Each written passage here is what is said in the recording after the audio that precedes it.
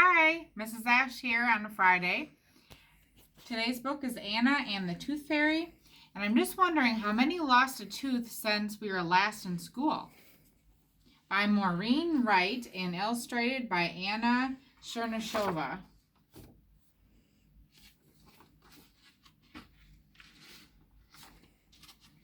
The Tooth Fairy will be visiting me soon, so I'm making her a present.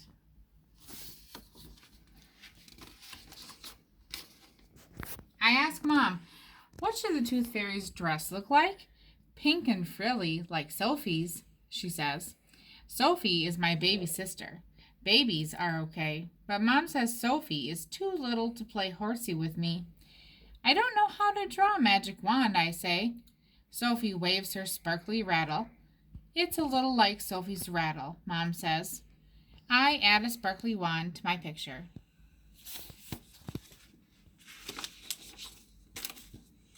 Mom yawns. I'm so tired, she says. Sophie kept me up all night long. I wiggle my loose tooth. The Tooth Fairy stays up all night long, too. She goes around the world collecting teeth and leaving money under pillows. Dad comes home and I ride on his back, pretending he is my horse. Then he picks up Sophie. Did you get any teeth yet, baby girl? Dad says, Look, Anna, your baby sister is flying. Tooth fairies have to learn how to fly, too. I pick up my Tooth Fairy picture again. Sophie looks just like the Tooth Fairy. Mom said Sophie stays up all night. Dad asks her if she's gotten any teeth yet. And Sophie is taking flying lessons. My baby sister must be training to be a Tooth Fairy. Maybe Sophie is going to take my tooth when it falls out. I need to help her as much as I can so that she will be the best Tooth Fairy ever. The next day, I teach her about money. Tooth Fairies have to know these things. Sophie likes my painting, so I let her paint along with me. I tell Sophie that Tooth Fairies have to learn to be very quiet so they can sneak around without anyone hearing them. Tooth Fairies also like sparkly things.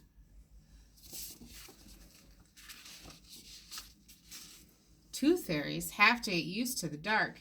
I gallop over to Sophie with a baby blanket and I toss it over her head. Sophie kicks her little feet and laughs.